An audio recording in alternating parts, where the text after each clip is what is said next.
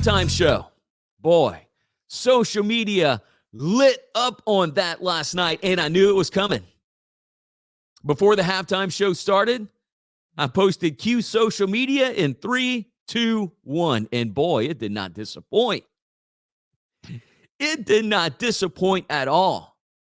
The Super Bowl halftime show, did it blow my hair back? No. Did I think that it sucked?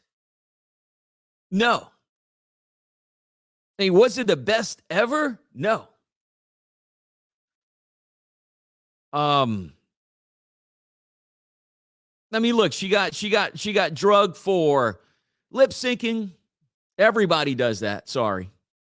Even and I knew the satanic thing was coming because of the Grammys. Now, whether you agree with that or not, the satanic thing at the Grammys was far from what Rihanna did last night. But I saw it was satanic because she had red on. Now, look, let's how do we even start here? Like I thought the platform hovering thing was cool. So like I thought that was cool. You know, she came down on there. Nobody was strapped in. There was probably some OSHA violations maybe in Arizona. Maybe they decided not to even worry about that. But I mean, those dancers and Rihanna was up on those platforms, which they weren't huge, suspended from the top, and they weren't even strapped in. There was no safety harness or anything. And even those dancers were dancing without the harness on. But like I thought that was cool. It was also very kind of simplistic. A lot of people talking about the scratch and sniff, right? Talking about the scratch and sniff. She did the crotch grab and the sniff.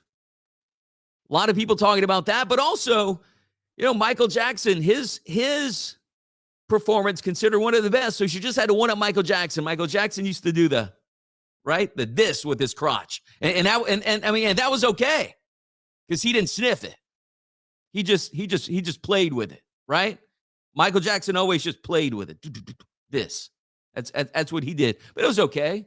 It was Michael Jackson, right? And that was back in the day before social media and people could bitch about it.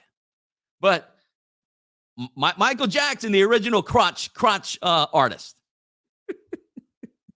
she just sniffed.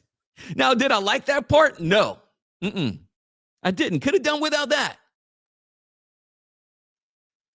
But, I don't care who I don't care who the artist is. Like, it's not going to make everyone happy. And we talked about this last week when we ran down and talked about some of the best Super Bowl performances ever. Prince, number one in everyone's mind. And also on those two lists that we looked at, I think one was from NBC Sports, one was from Rolling Stone. Prince was number one on that list.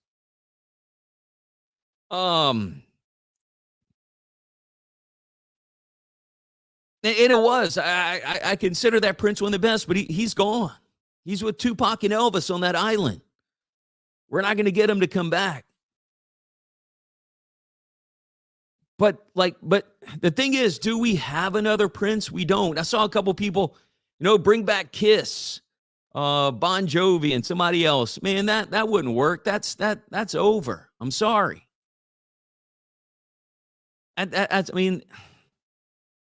Nobody's ever going to be happy with a Super Bowl halftime performance anymore. They're not. A lot of people making fun of her clothes. Okay, whatever. I like to poke fun too. Whatever. I saw a meme where she had a Halliburton hard hat on, right? Okay, I'll go with that one. That was funny. But then, if she would have had no clothes on, people would have bitched. So you can't win.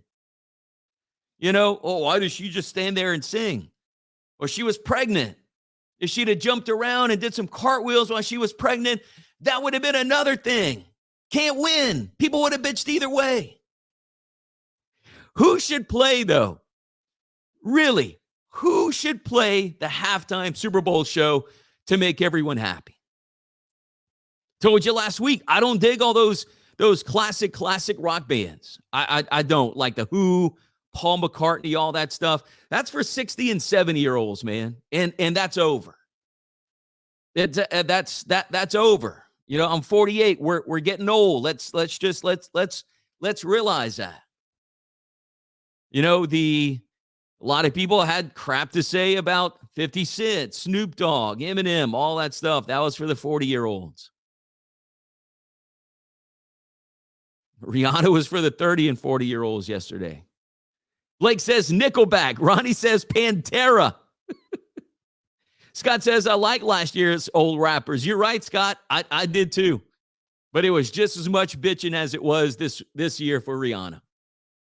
But it's all what we feel like personally.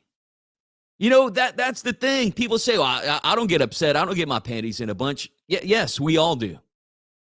We all do. When someone talks about what we feel very passionate about, we get upset.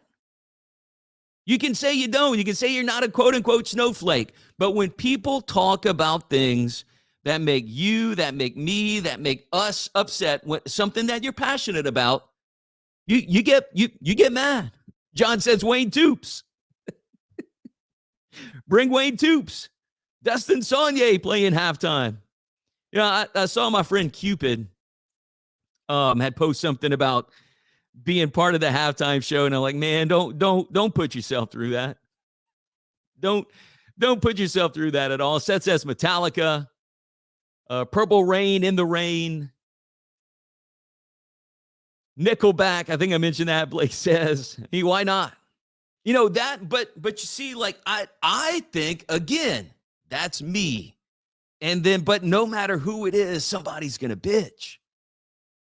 But like Foo Fighters, Green Day, you know, like that era would be a cool halftime show and might keep some people in check, but I doubt it.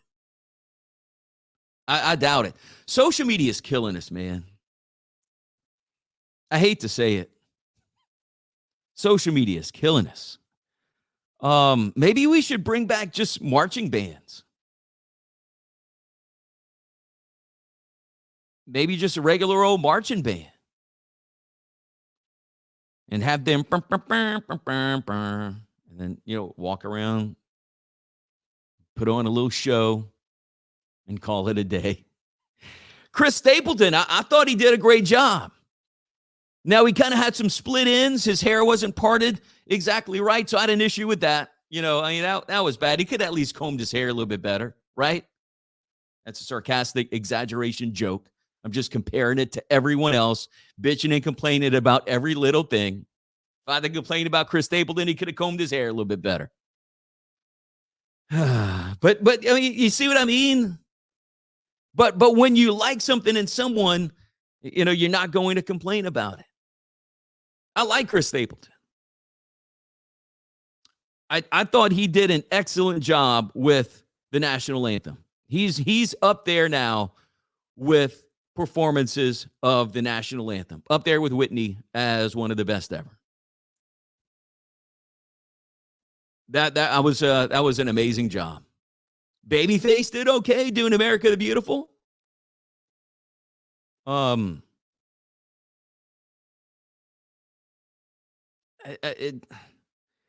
don't know, man. Never gonna make everybody happy. Never gonna make everybody happy. Like who do you think would make everybody happy to play the Super Bowl? Oh, and then Ronnie, yeah, they had the Black National Anthem. What was the lady that sang that? That was before they even started. I forgot. Oh man, I forgot her name.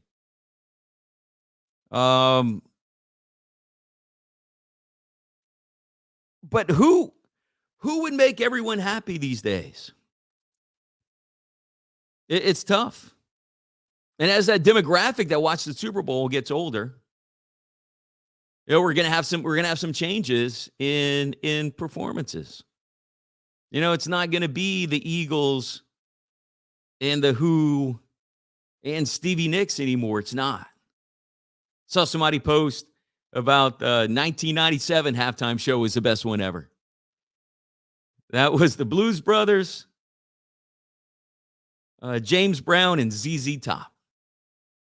James Brown was dressed in a red suit. Was that satanic? Might have been. I don't know if it'd be in today's world. Maybe so. They had some dancers. ZZ Top was singing Legs. Call it what you want, sexual song. Just wasn't amplified back then like it was today. The girls were on stage dancing, and they were moving their legs. They were spreading their legs, doing the whole this, the spread, all this, the spread. So they were spreading their legs back in 1997. But we didn't have social media then to bitch about it. Would anyone have bitched about it? I don't know. Bruno Mars could do it, and he'd be cool with it, and I'd be cool with it, says Ronnie. Bruno, yep. Hootie and the Blowfish, Brian says. Why not? It could be like a Hootie and Darius Rucker. Like that could be a double show. Again, I only want to be with you, and I'm on my wagon wheel, whatever it is. I mean, maybe that could be something to look at.